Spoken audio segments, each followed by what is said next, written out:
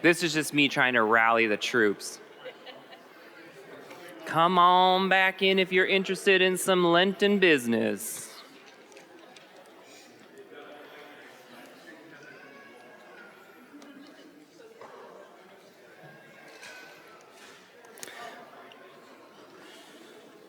Hopefully more will file in. If not, well, here we go. Well, thanks for being here. I know there's a lot of excitement out there with Pastor Bev leaving and the cake. Can't compete with cake.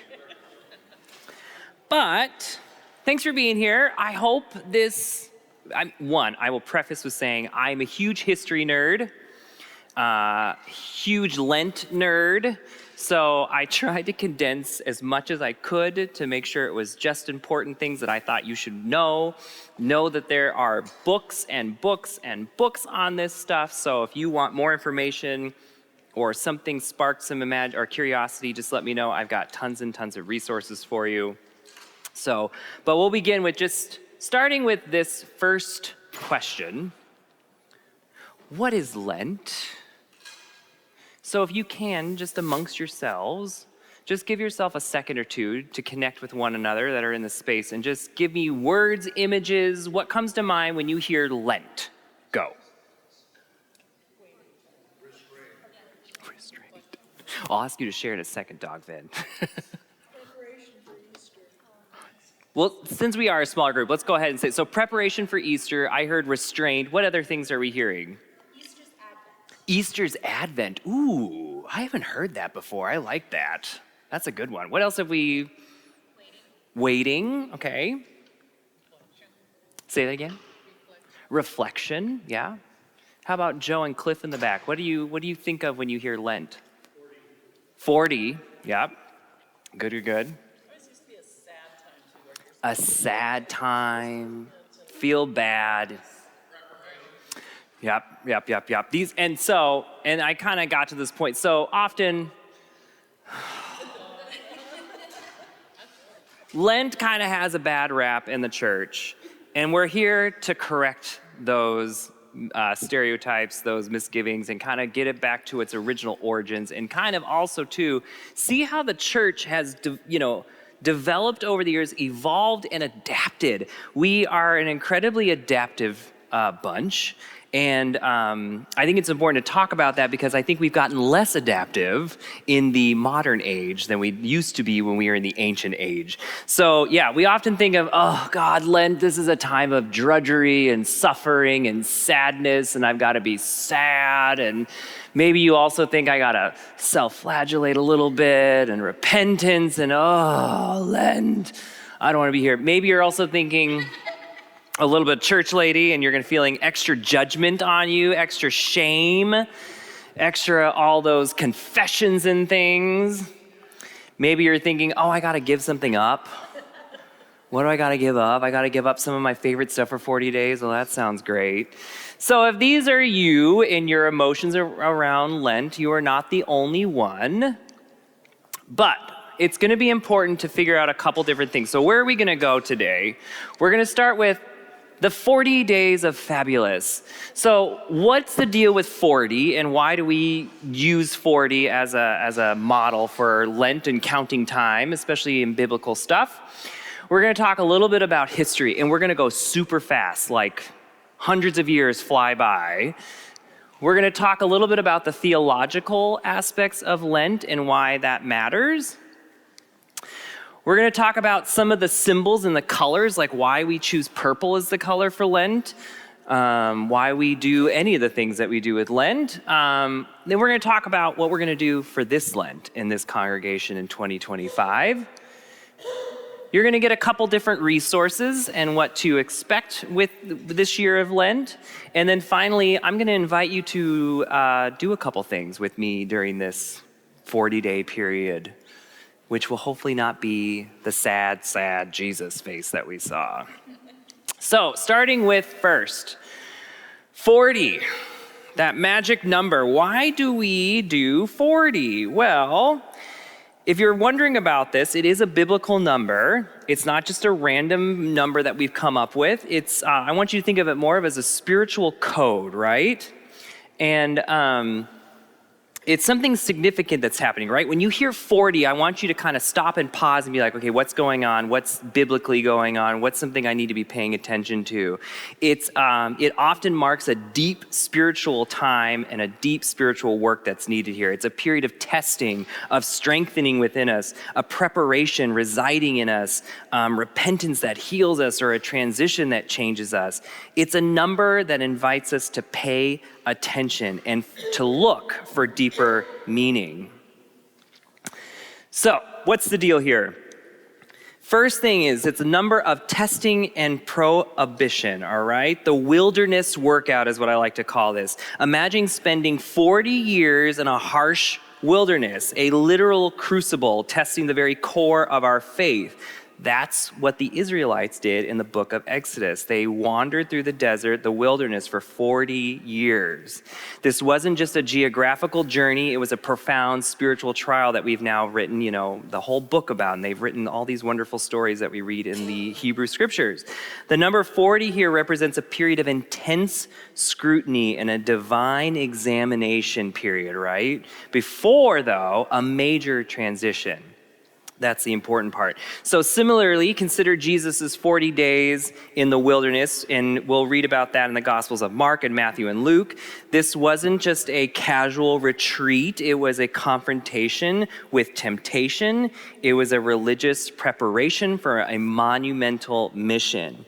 This period highlights that even divine figures undergo significant trials before stepping into purpose. So just think about that for a second. Even our divine figures, our Jesus, went through a period of preparation for a bigger purpose, a bigger, deeper meaning, all right?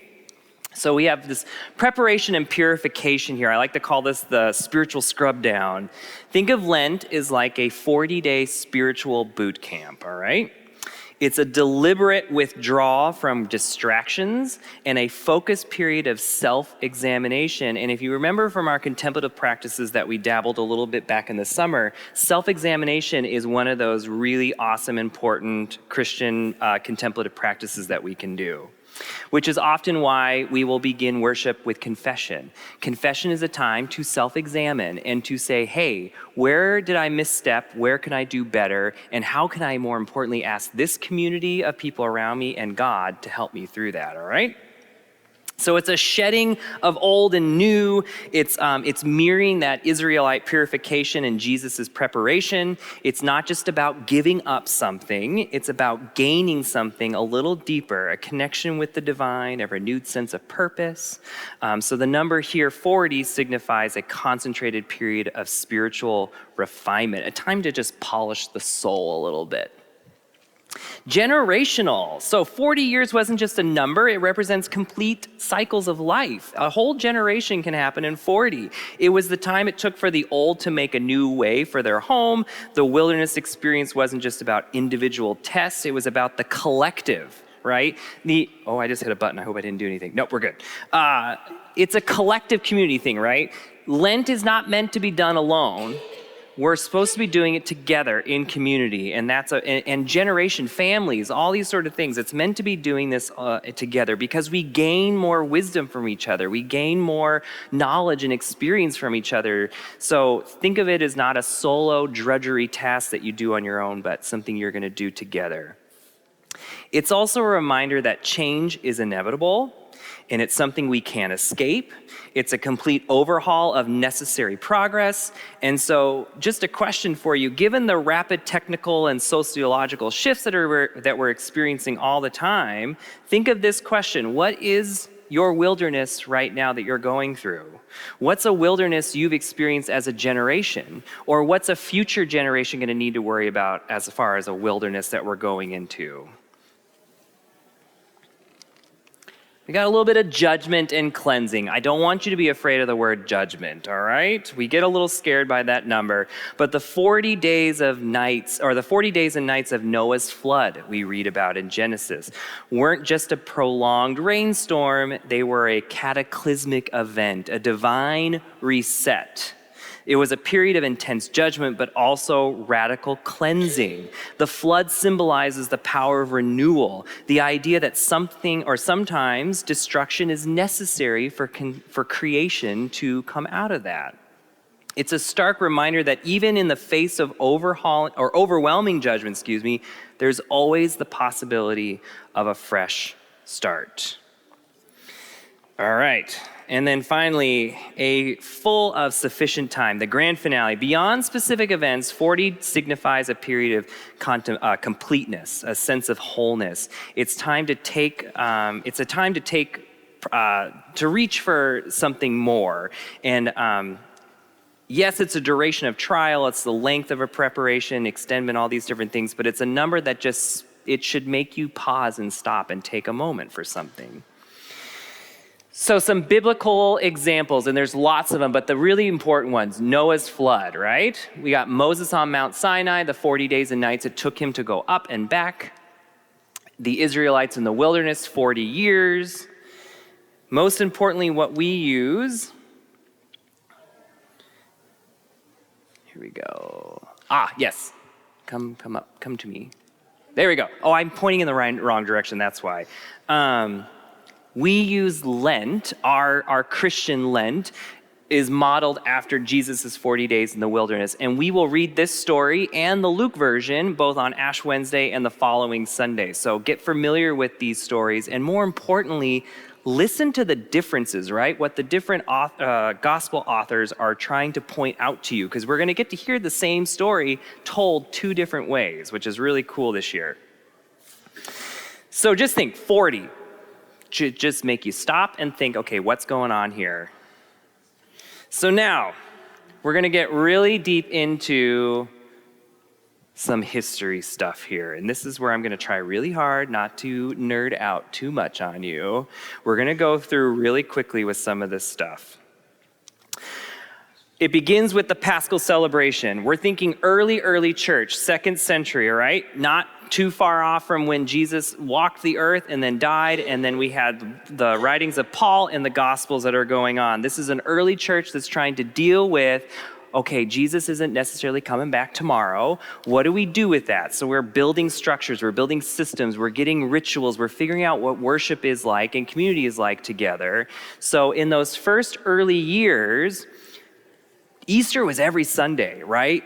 Imagine every early church, every few generations, or the few generations after Jesus, every celebration was centered around that Paschal, that Easter celebration, all right? We got to celebrate Jesus' resurrection. It wasn't just a commemoration or a time of the year that we celebrate now. It was every single day, every single Sunday. So with that Paschal celebration in the 2nd century, it started to lay some of the seeds down for what it meant to maybe prepare yourself for that celebration. So the sheer joy and life-altering impact of the resurrection was so profound that it naturally led to this period of preparation.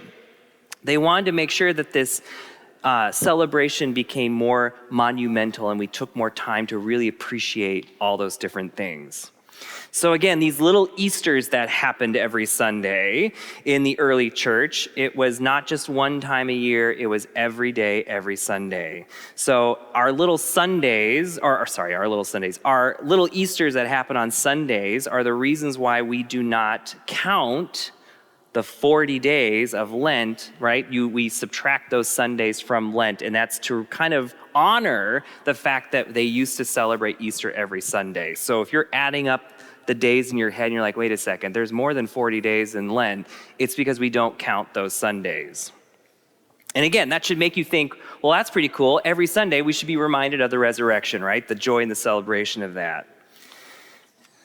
Then, this 40 days of preparation, that spiritual boot camp I was talking about. So as the church grew, the need for a more structured period of preparation became really apparent. Thus, the 40-day model, 40 days of wandering in the desert, Lenten period emerged. And that's that magic number that we've heard so much. It's a time of spiritual discipline towards profound celebration to the Pascha. So again, it was setting aside a specific time in the year to kind of focus on these different disciplines. Then, Well, as the church was growing, we're baptizing more people. And this is why we needed to figure out, okay, we need this period of time to prepare ourselves to really truly honor the Sunday of the resurrection. Let's start giving some biblical teaching. So this period of 40 days became the preparation to then baptize new people into the church on Easter. Sorry, could I have a question? Yeah. Was the 40 days of preparation before Constantine or after? Oh, good question. It's going to be before, because we're still in the 2nd century, and Christianity didn't get super hip until Constantine, which was like 350, 340, 325. There we go. So we're still pre-Constantine. Christians are still not super hip in the world right now, right? We're still a minority. We're still a very much growing faith. We're still kind of the weird ones in the group, all right? So yeah, great question on that one. So yeah, the focus on Lent was baptismal preparation. So spending 40 days taking new people that wanted to join the church and preparing them for their first baptism, which would then be that Easter Sunday. Or in the early church, it was actually the eve of Easter Sunday on the Easter Vigil, Holy Saturday. So, which was really cool. If you think about it, you're getting prepared for your baptism as the clock kind of turns, and the sunrise of Easter Sunday. It's all these wonderful, cool symbolisms that are going on here. So at the heart of Lent is that Paschal mystery, that Easter mystery, all right? Paschal is that fancy word that's just Easter, all right? It's preparing us to really truly appreciate Jesus' death and resurrection. So this journey into the heart, into the teachings of Jesus all became that early understanding of Lent. But it's just important to remember that baptism was the central role of Lent. It was the central role. All right, now we're moving along. Things are getting more complicated in the church. So then Constantine becomes the emperor of the Holy Roman Empire. He's making Easter super cool. Well, he's making Christianity super cool. He's telling everybody that you will be a Christian now.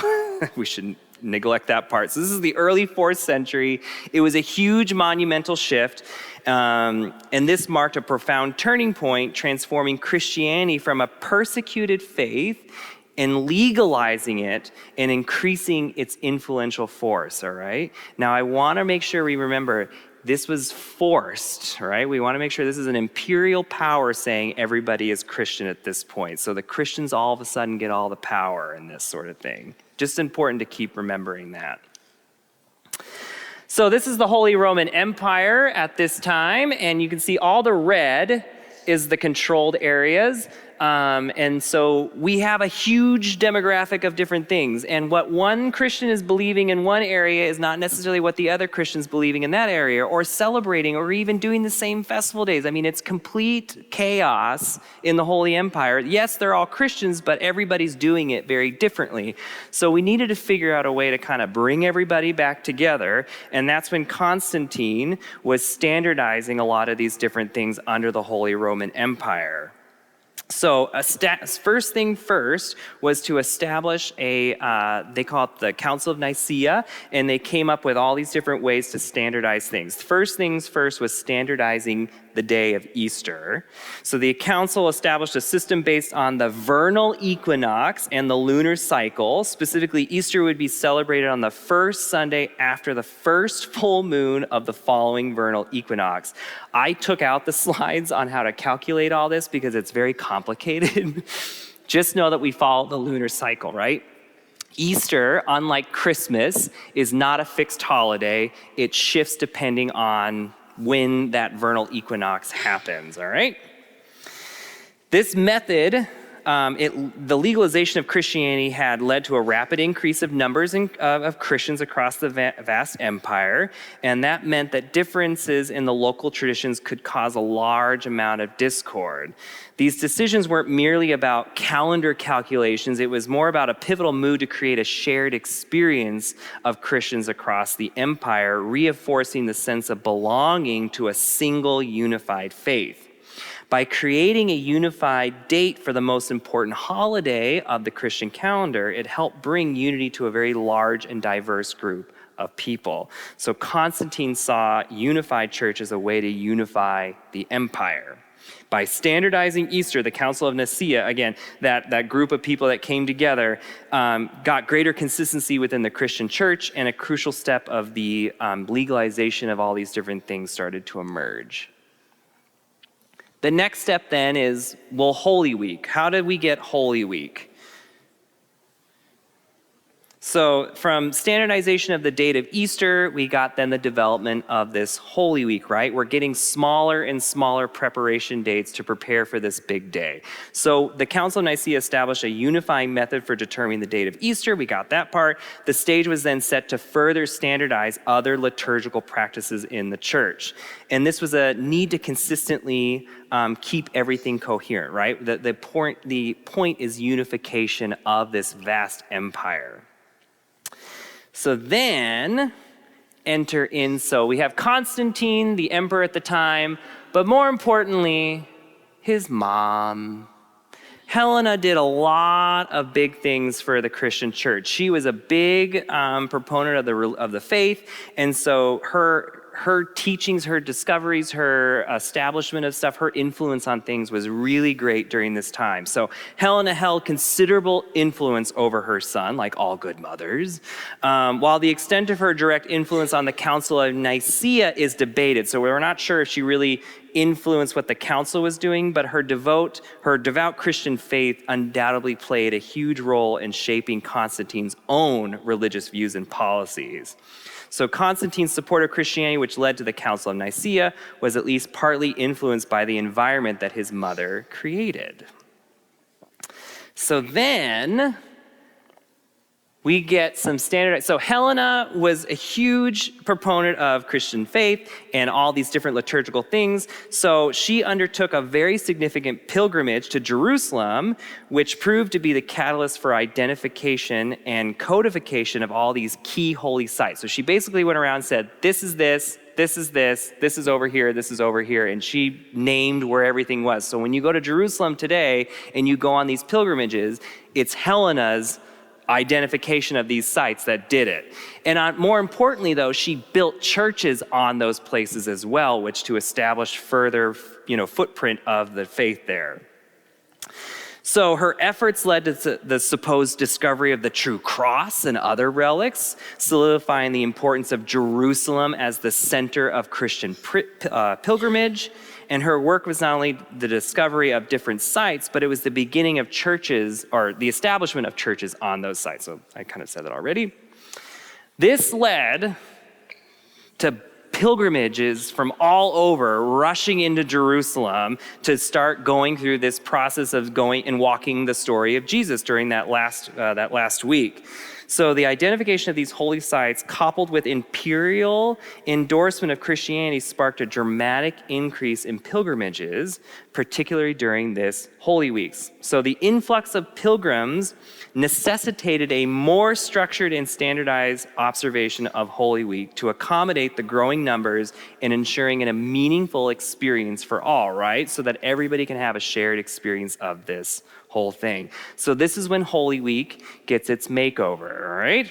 To meet the demands of these influx of pilgrims, Holy Week became formalized with specific events that are going on for each of the day, and they're the ones that we know still today. So Palm Sunday, commemorating Jesus' triumphant entry into Jerusalem, followed by Holy Monday, Tuesday, and Wednesday. These were days of reflection and teaching. We get Maundy Thursday. We recall the Last Supper of Jesus in the institution of the Eucharist. Good Friday is the crucifixion. Holy Saturday is that day of waiting and anticipation. So this formalized the whole thing around 325 when the Council of Nicaea established things with Helena's establishment of holy relics in Jerusalem. So thanks to Helena now, we now have a personal human element to the story of the early church. It highlights the role of women in the early church, which is often overlooked, and it established a connection between imperial power and the development of Christian traditions, because don't let us forget, it was not their land to begin with. Another really cool thing, and I won't get into this too much, but we know a lot of this, what the experience of walking Holy Week from Egeria. She wrote a very detailed document in her journal. It was a letter to her sisters in the 4th century. And it's one of the very few documents that we have with this great of detail in this great of, it's in good condition that we can read it. And it walks what it talks, she talks about what it felt like to experience Holy Week. You can read this, it's very, very cool. And it's just done in this really poetic way. And it's all her retelling the different parts of Holy Week on her pilgrimage to her sisters. I'm gonna stop right there and just see if there's any questions.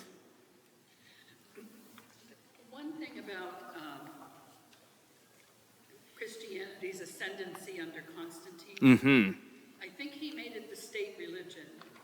He did not require that everybody became a Christian. I think you're right, yes. But you were better off if you did. Yes, there you go, yeah. So we're not a forceful thing, but you were way better if you did it. For the first time, people had mixed motives for why they were in church. That's a good point, yeah, thank you. Did you hear that? For the first time, people had mixed motives for the reasons of why they were in church, that is important to know, yeah. Thank you. Okay, let's keep moving along here. That's the copy of her letter, which is pretty cool. It's all in her journal and stuff like that. So now we've got a little bit of the evolution of Lent. So at this point, we're still in the early church years.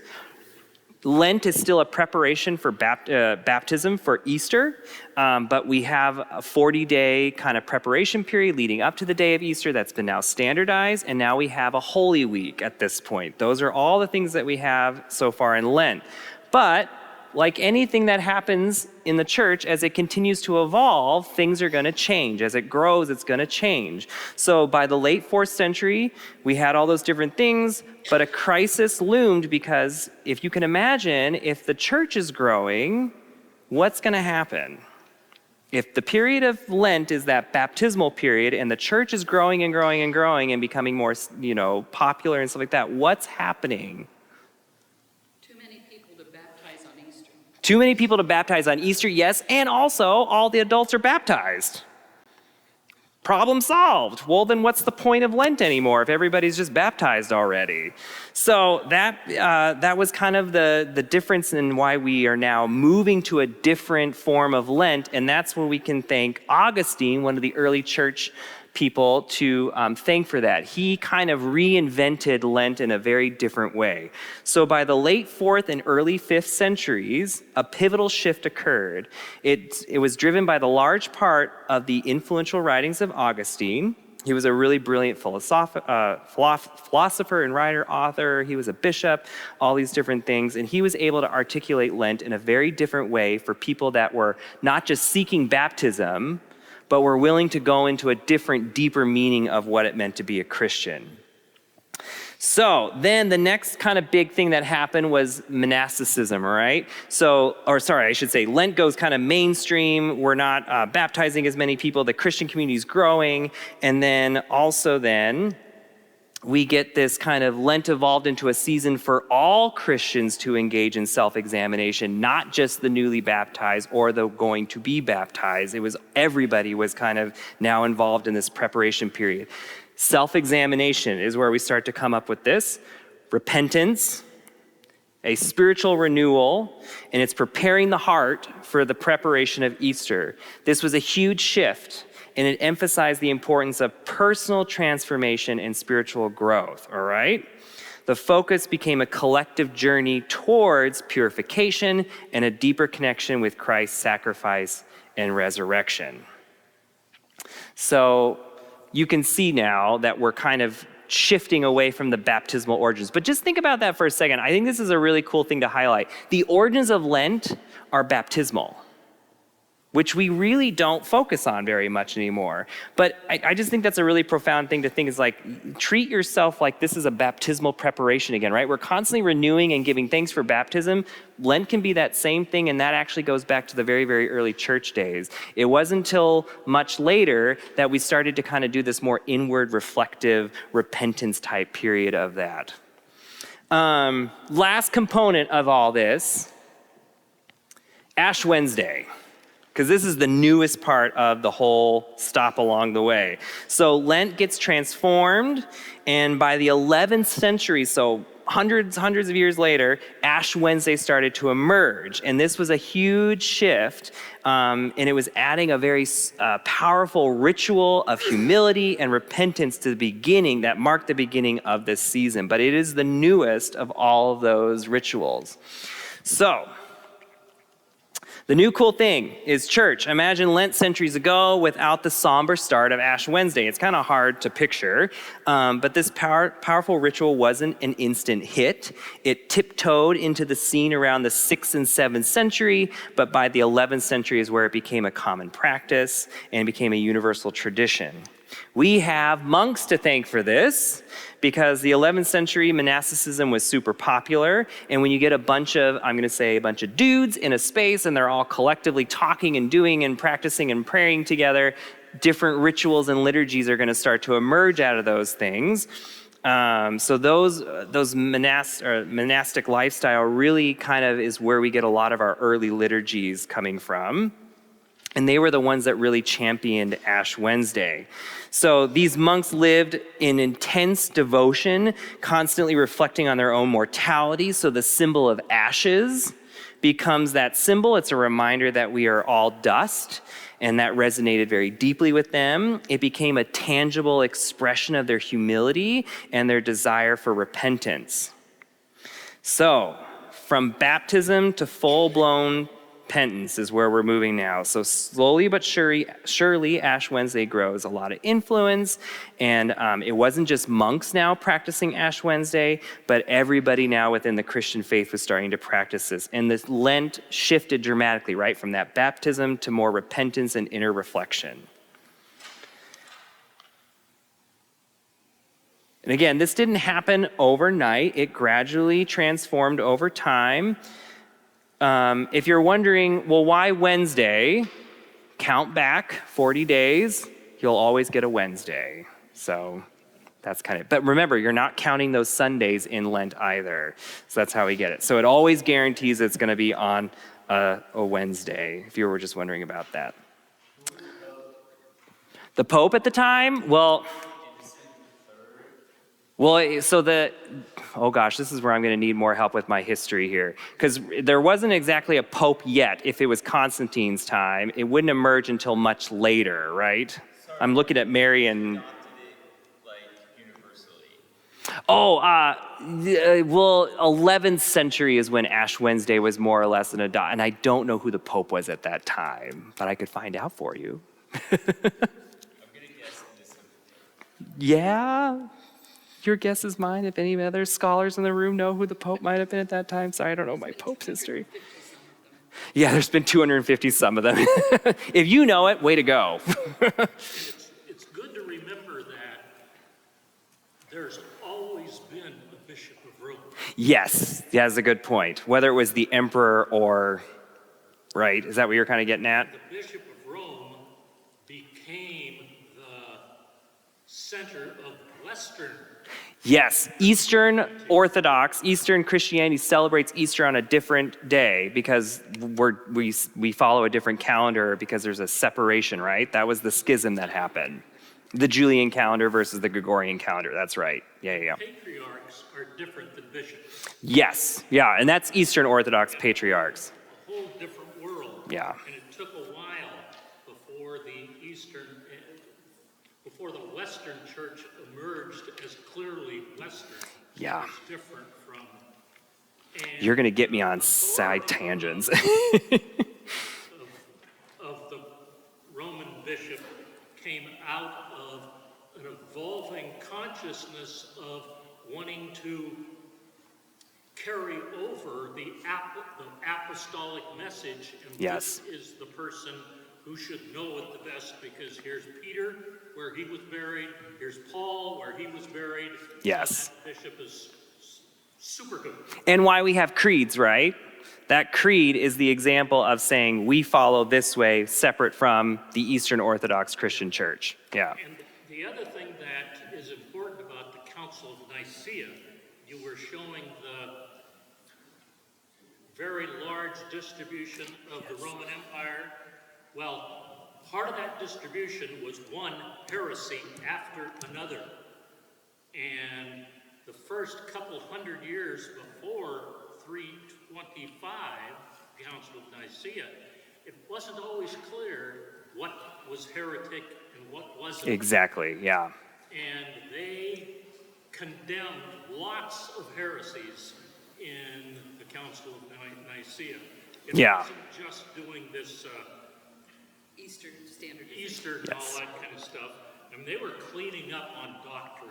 Yes, they were. Yeah. And we can talk more about this. I'm going to keep us moving though, Van, just because I got to keep us moving because we got so much to cover. But yes, just know that our church history is messy. That's the best way to describe it. Okay, let's get into some of the theological stuff now about Lent. Starting with, it's not just about giving something up. All right, so just giving up chocolate, let's get rid of that stereotype of Lent. If that's something you practice though, good for you. I don't want to take that away from you, but it's a little deeper than that, all right? So let's talk a little bit about baptism, all right?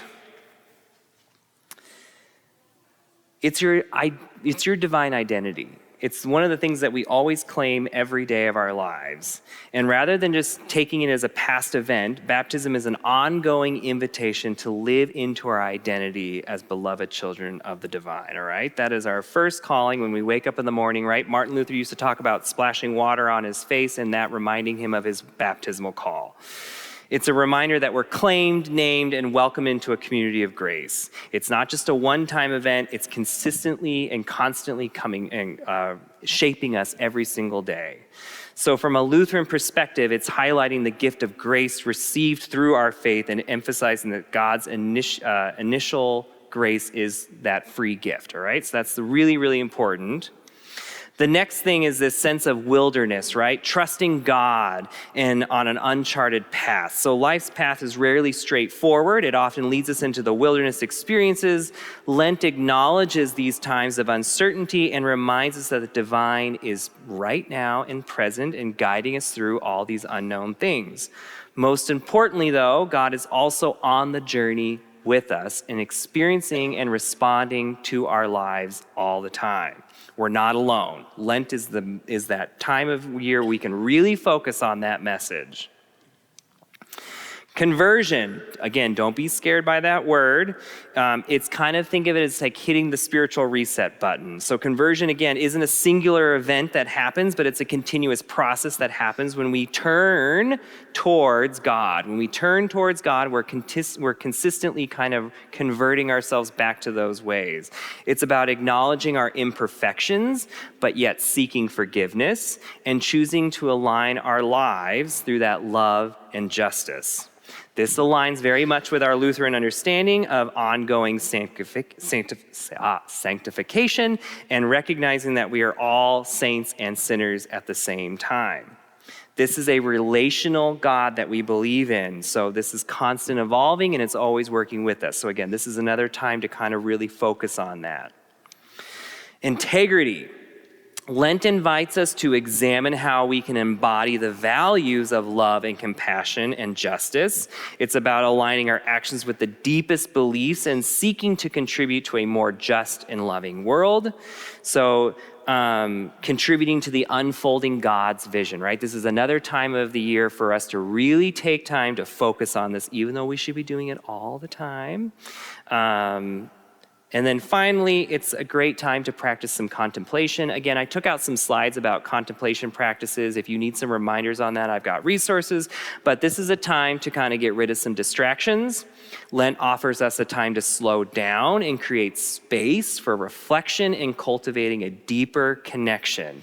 It's a time for listening and discernment and for allowing ourselves to be transformed. Questions so far? All right, moving along. I love this book, Gifts of the Dark Wood. It's a really kind of short little book you can pick up and read that I highly recommend. But the quote that I want to bring from this is, We are very quick to shy away from uncomfortable things in our lives and not be vulnerable or to really go deep into those things that are harmful to ourselves and other people.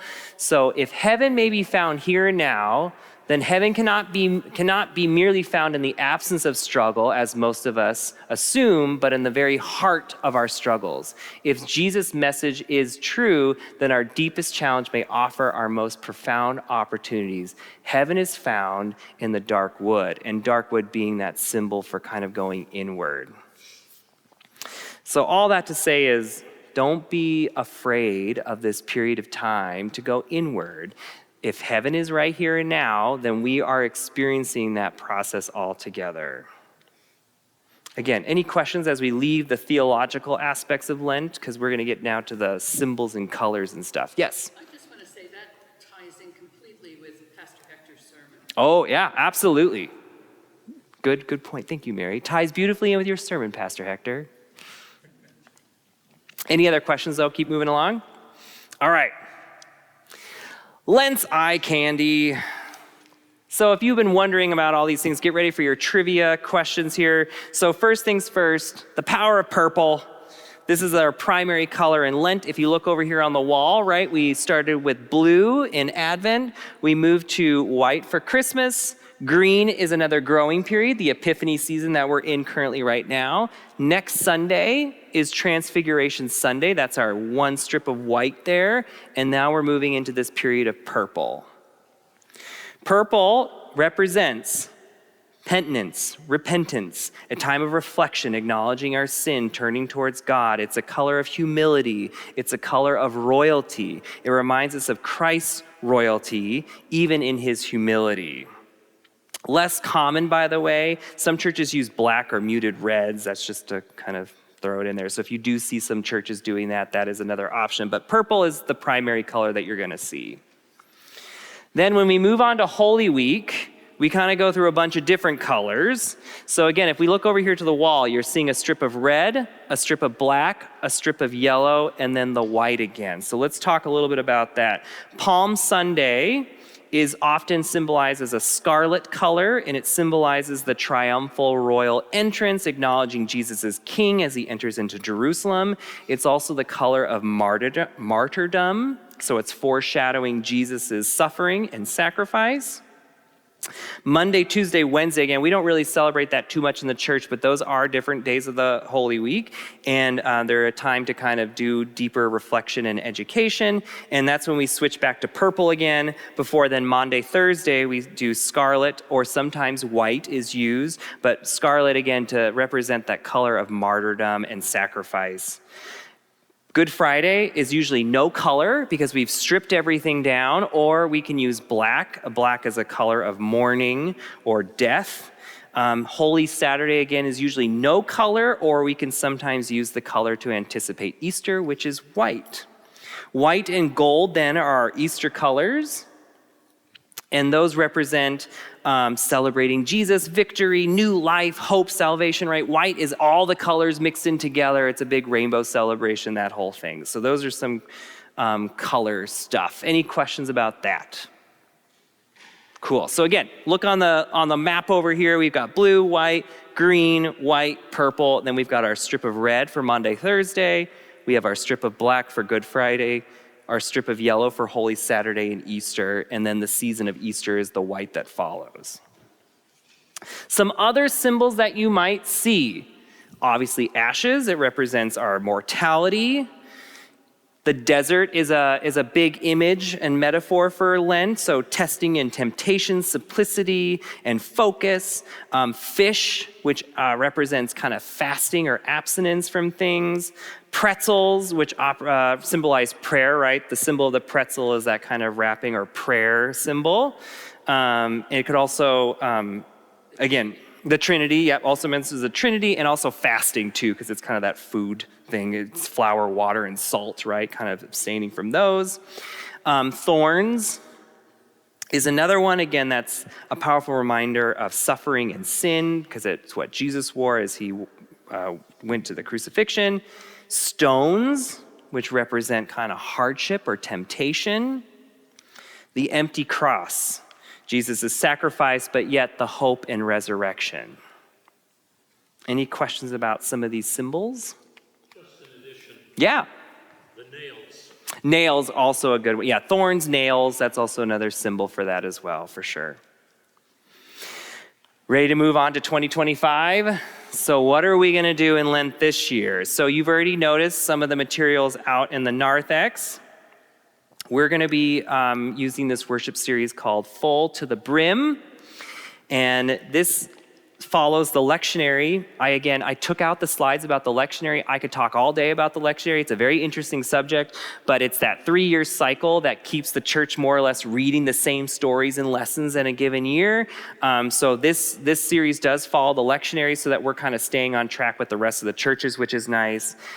It's about God's abundance in grace and lots of parables and promises that are made. We get to use the images of the mother hen, the prodigal son, the fig tree. If all these stories sound familiar, we're going to get to hear all these during Lent, which is going to be super fun.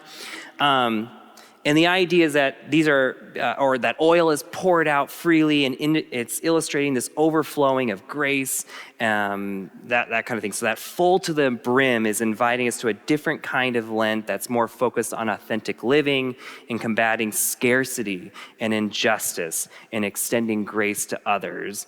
Something that we can use all the time, but I think the reason why we decided this was going to be a good worship series for us is because, the world is a little extra scary right now. So the traditional Lenten focus is on confession and reframing things. Lent's original purpose was about to step away from the negative influences, to kind of step away to be counter to the culture around us. It's acknowledging our sin and suffering, yet still firming that foundation of love and grace that's freely given to everyone.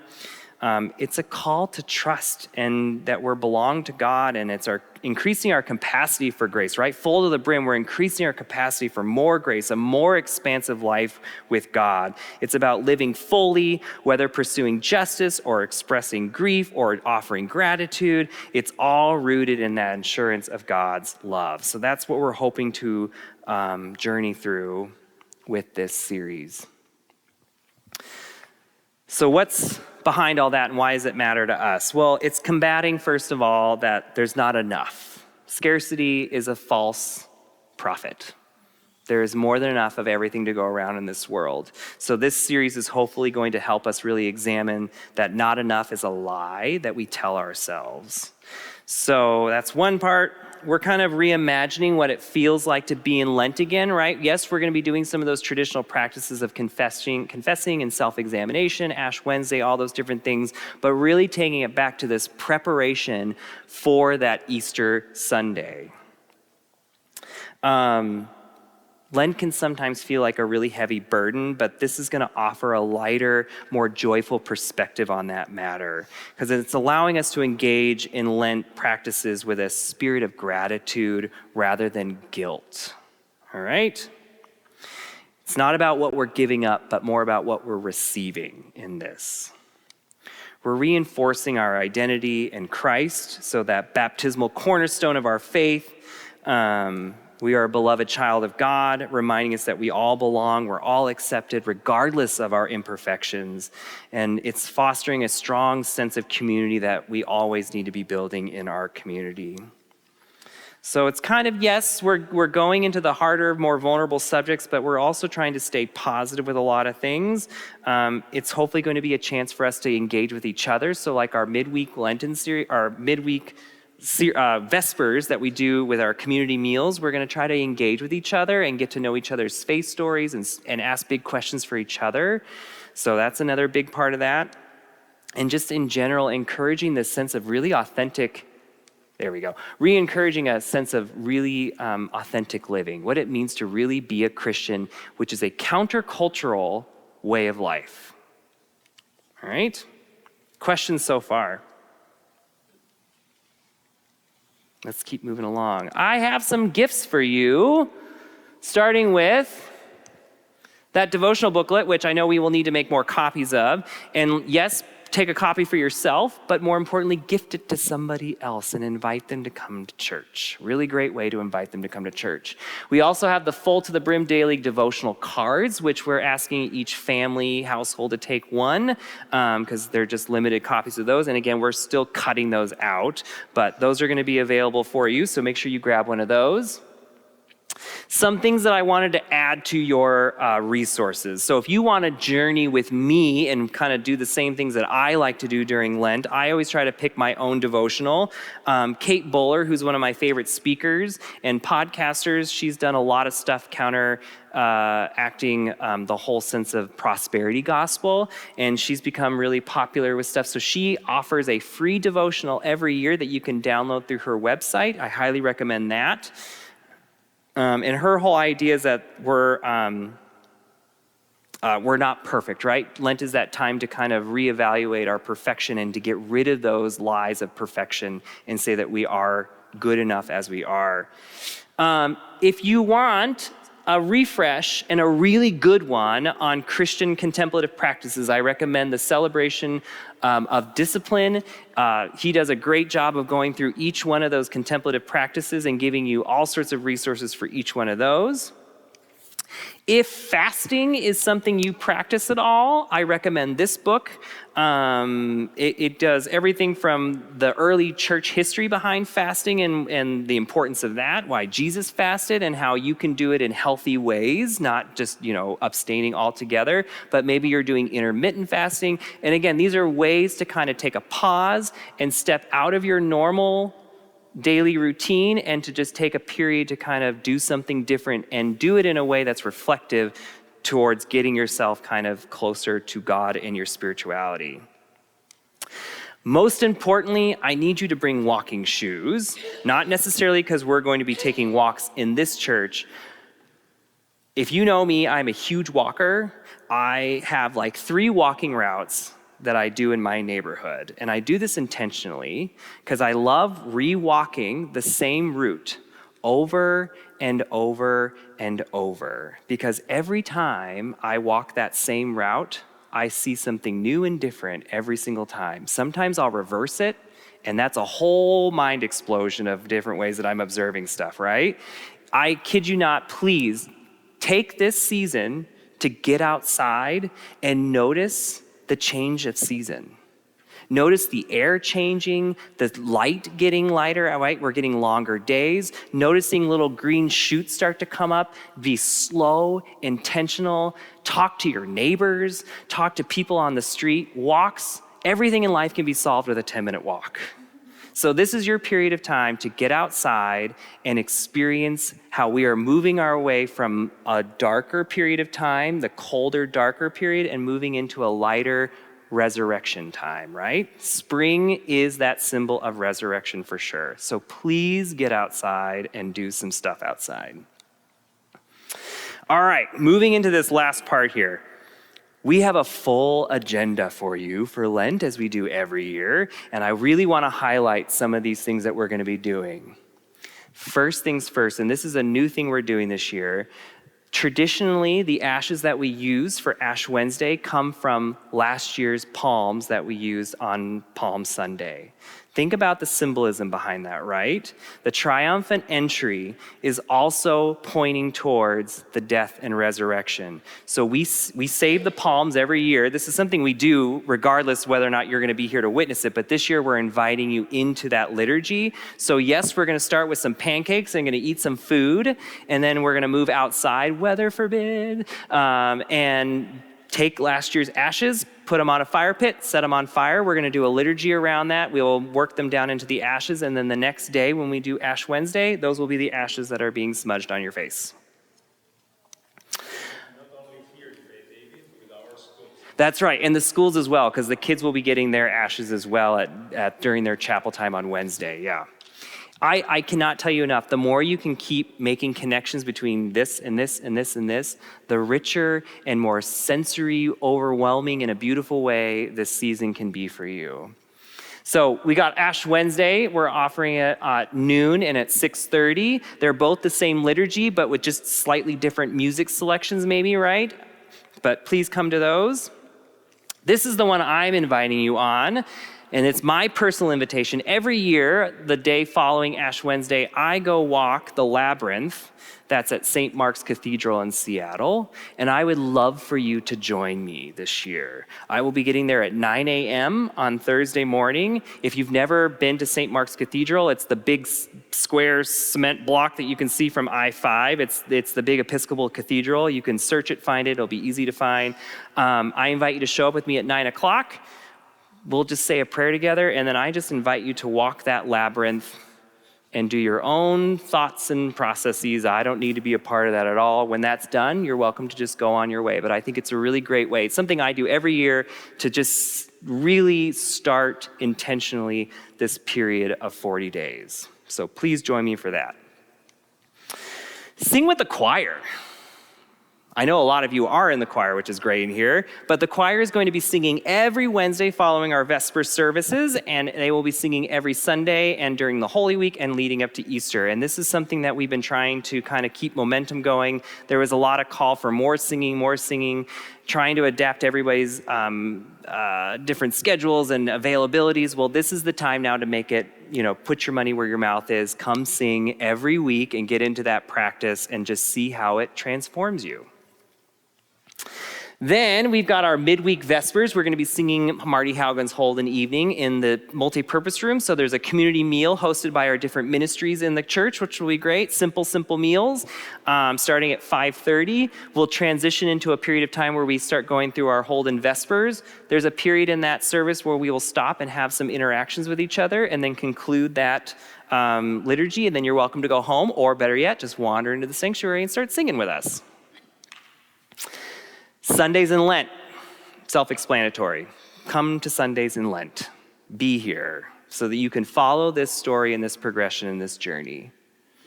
Palm Sunday marks the beginning of Holy Week. Come be a part of that processional of the palms, Jesus' triumphant entry, right? This is your pilgrimage in Linwood, not Jerusalem, but right here in Linwood. And more importantly, the more you can kind of participate in each one of these parts of the story, again, when you get to Easter Sunday, that's all I'm gonna say. That Sunday also is our last artist of the organ for the series, and she's prepared a whole concert, an hours long concert with music based on Palm Sunday and the entry into Holy Week. So I feel like that will even deepen that even more. Holy Week, we do Maundy, Thursday. We will retell the Eucharist story. We will do foot washing by our pastoral care ministers and Stephen ministers. The following day, we do Good Friday. Good Friday is going to be a lot of music and storytelling and a time to kind of just be in that kind of darker parts of this story. Go back. Holy Saturday, this one is the stretch, right? Because this is the longer service, and we've cut it down from like the 4 or 5 hours that it normally is, right? This is a long service that we offer again at 6:30.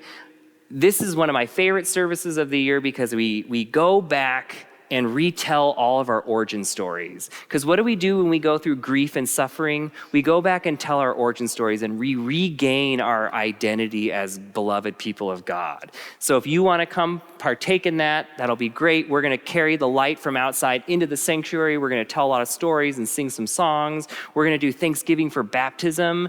We're going to do communion together. And then we're going to celebrate Easter. Because this is the eve of Easter, and even though it's not at midnight, but we're going to celebrate that early resurrection and that early victory of Jesus overcoming death. And then, of course, Easter Sunday, which we will have all the big explosion of color and life in the sanctuary and the celebration of resurrection. It's a big list, but I look forward to spending so much time with all of you over these 40 days, right? I want to see you here all the time, getting into the spirit of Lent, now that you've kind of got the oogie boogies out of it, all right? That's all I got. Questions? It's a lot of information, so thank you for hanging in there with me and going through all that stuff. But I really do hope that you see the benefit of this season for you, and more or less for other seasons to come. So, yeah. Questions, though? When is Lent choir practice? We're going to be starting, we are starting Ash Wednesday. So after that worship service in the evening at 6:30, we're going to stay for those that are singing in the choir and start that Wednesday. So March 5th is when we're starting. Okay. I know I haven't jumped in yet, but this seems like a good time. It absolutely is a good time to jump in. Yeah. Absolutely. That'd be great. Anything you want to add, Pastor Hector? I came late, so I kind of trying to catch up. The history quiz is coming, so. A lot of information. And the same thing, I encourage you to invite others, to tell them to come to experience Lent from a different perspective. I'm personally excited about going back to the multi-purpose room, where we have opportunity to mingle and listen and learn to listen, really put into practice active listening. Yeah. Of the stories of others, the stories of faith, and to really experience Lent from a different perspective, that solemnity that sometimes feels so, I don't know, I just excited about that part. So I also want to thank David. He has put a lot of effort in Absolutely. really working on this, so I hope that our participation is also an affirmation of the work that he has been doing all this time. I mean, we work together, but he puts more of the hands-on type of thing in putting this together. So thank you, David. My pleasure. I love this stuff. I can nerd out on it for eons and eons. Yes, Mary. I just want to extend an invitation to discuss the practice of forgiveness. We're going to begin. Oh, that's right. Yes. Thursday at noon. That's right. It's sequential. There'll be 4 of them, but not 4 weeks in a row. And our What's Happening newsletter gives more details to that as well, correct? The What's Happening that we put out will give all that information out too. Yes, the dates are there. Yeah. And, Thank you for that. That's right. So 203, the upper room. Thank you, Dr. Mary. Judy. Could you put a link to the Kate Bowler? Absolutely, yeah. Or if you just email me, I can give you that link information too. That would be good, yeah. Kate Bowler, we did her Good Enough worship series a couple years back, and people really appreciated the kind of just simple, plain spokenness of her approach to things. So if you really valued from that perspective, that would be a great one for you to have. So. Several of the other books that you mentioned are in Snow Owl. Oh, perfect. Downloaded. Great. All those books are available. Several of the books are in Snow Owl that he was recommending. So through your library, right? Yeah, through the library. I appreciate your modern language too. I mean, like. I'm always a modern language one. Yeah, Nice. very much. Thank you. Go home. My pleasure, my pleasure. Thank you very much for being here. Yeah, absolutely. Thanks for adding extra history too in there. And